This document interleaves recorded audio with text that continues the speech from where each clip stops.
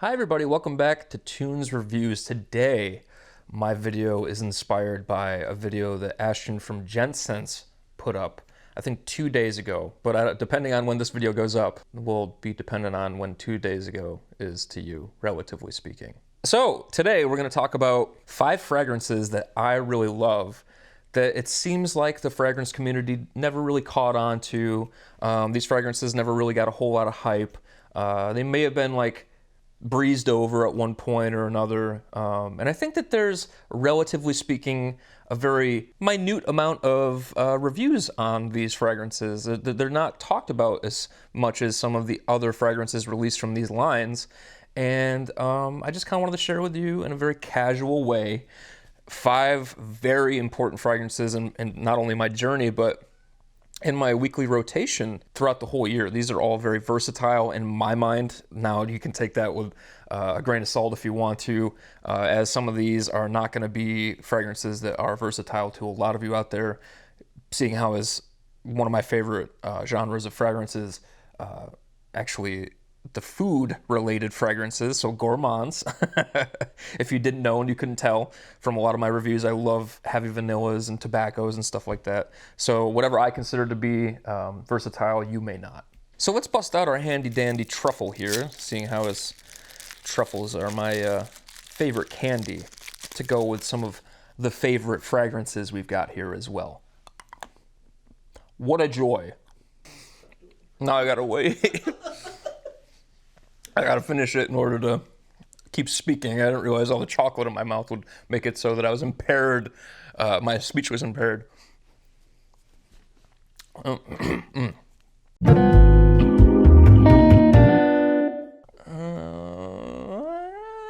we go. So, the first fragrance I'd like to talk about, I have a review on from a couple years ago.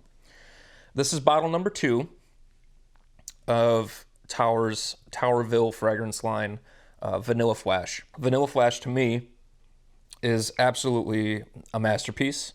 It's scrumptious. It's affordable for all of you out there that may want to venture into the niche world without paying an arm and a leg's worth of your paycheck. This goes for about $60 to $70 after tax, I believe, for a 30 ml bottle.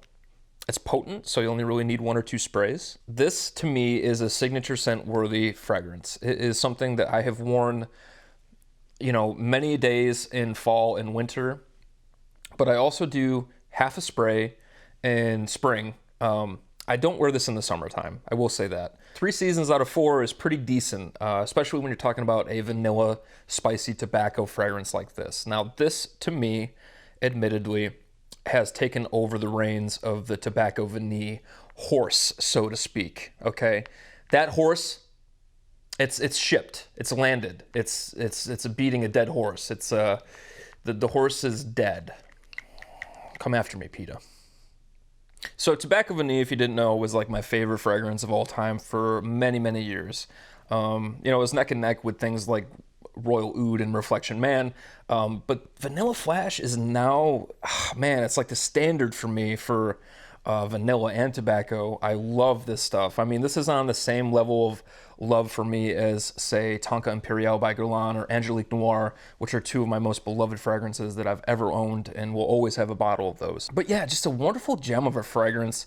It's worth every little penny, every little brown cent, and it is just a compliment magnet. It's cozy, and it makes me feel really good when I wear it. It feels like a little piece of home. So Vanilla Flash by Andy Tower from the Towerville series. The next fragrance I want to share with you is bottle number 2 as well. I've gone through 1 bottle in 2 years, and now this is number 2. This is from Atelier Cologne, which admittedly, I think I really only like about 3 fragrances from this line. I've always found them to be a little underwhelming, a little too safe, a little too citrusy a lot of the times. I'm not a huge fan of citrus unless it's done really well, a la Bigarade Concentré or Terre d'Hermès Eau Très Fraîche, things like that. Those are spectacular, and I will be reviewing Eau Très Fraîche soon, by the way.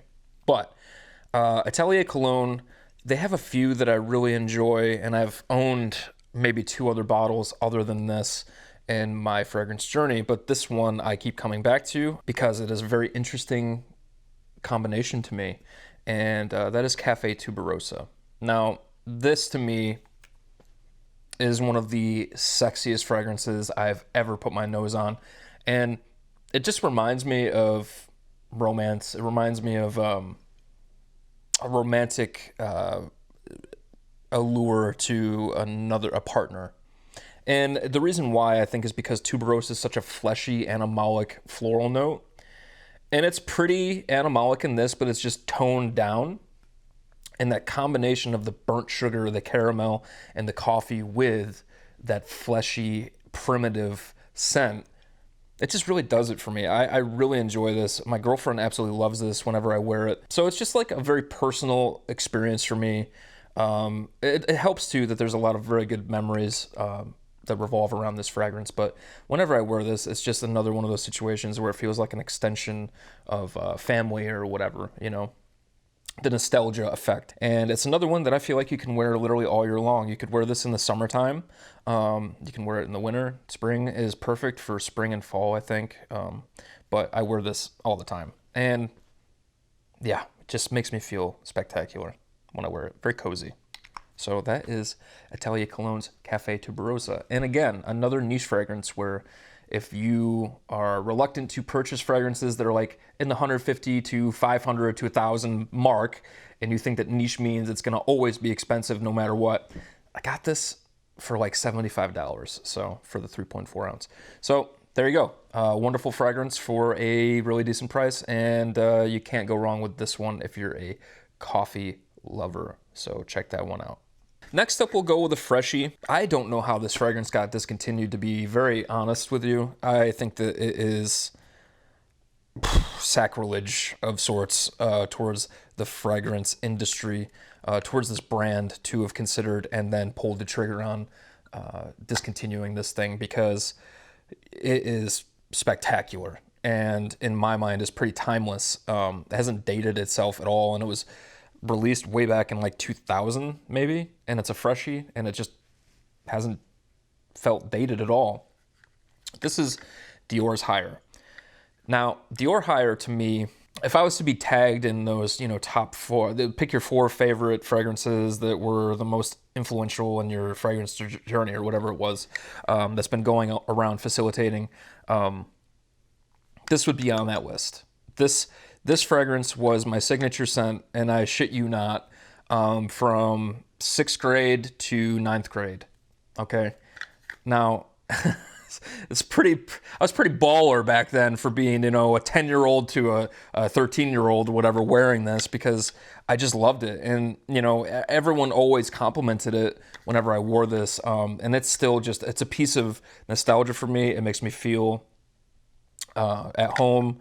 It's a part of me, and beyond that, it is a wonderful fresh fragrance. Yeah, my God, you can't get much better than this when it comes to fresher scents. It's an aromatic fragrance with some spice, some woods, and just really, really gentlemanly. And to me, it just smells like the past for me in a good way.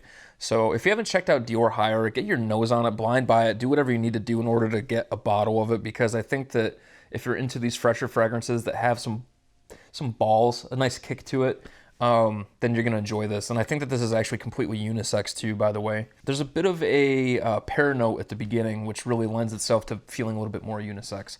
But either way, this is one of those fragrances that I have to have, just like Tommy by Tommy Hilfiger, I have to have in my collection. And for whatever reason, this thing just not as talked about. I've seen maybe 2 other reviews ever on YouTube, and it's just one that's in my top 5 cozy fragrances that I just love to wear. Next up is a newer acquisition, and I've seen a lot more reviews on this. This one, out of all these, is probably, this one and the last one that I'll talk about are the most reviewed ones out of all of them, but not necessarily always in a good way. I think that this is looked past quite a bit and just considered like a meh fragrance. Like, yeah, it's good enough, and then kind of cast aside. I'm going to butcher the name, I think, but it's Noir Exsqueeze, I believe is how you pronounce it, by Artisan. This to me is just so sensual and sexy. It's really interesting because it doesn't have a big sillage, it doesn't have monstrous projection, but it's thick and lasts all day. This is just cozy, beautiful, sensual, romantic, and it gets the job done. I've only had this for about a month, and I've used quite a chunk for only having owned it for a month. I use this probably at least once a week, honestly. It's quickly becoming one of my most favorite gourmands, and for good reason, but I'll do a full-fledged review on that later on, so I don't want to spoil too much for what I'll discuss with this one. But this is just another one where my girlfriend also loves it, and people tend to really enjoy this. I think it's a little bit more of a intimate fragrance because of the lack of projection and stuff like that, but just one that I just spritz on when I'm playing video games or doing homework or whatever, just to kind of like lift my mood. So that's Noir Exsqueeze by L'Artisan. And last but certainly not least, the fragrance that's probably maybe either my first or second favorite out of all these.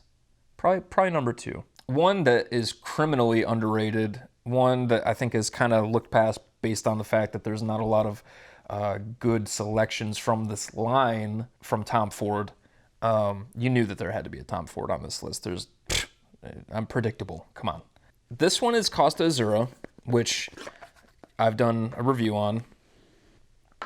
And Costa Azzurra, to me, first of all, is just an incredibly done aquatic fragrance.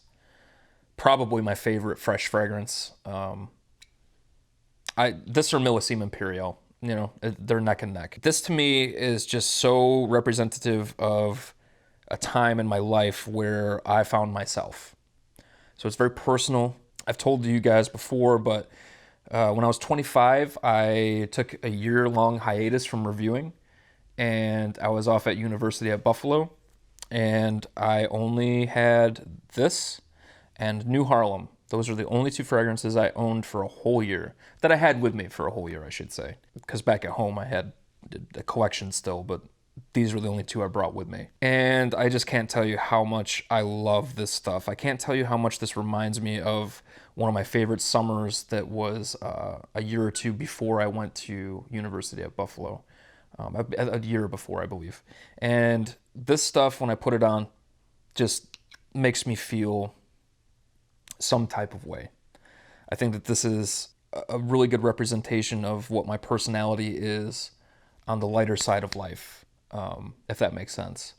And I just cherish this fragrance, and I absolutely love it. This is my 3rd bottle of Costa Azzurra. I think it's 3rd or 4th. And I'm gonna wear the crap out of this for the remainder of its time, as long as it lives and isn't discontinued. I absolutely have to have a bottle of this. So I hope you all enjoyed.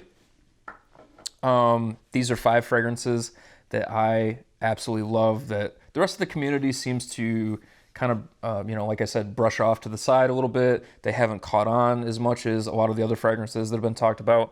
And I just absolutely adore them. And I hope that you guys, if you haven't checked all these out, go ahead and get sniffing and check them out. So thank you all for watching, and I will see you all soon.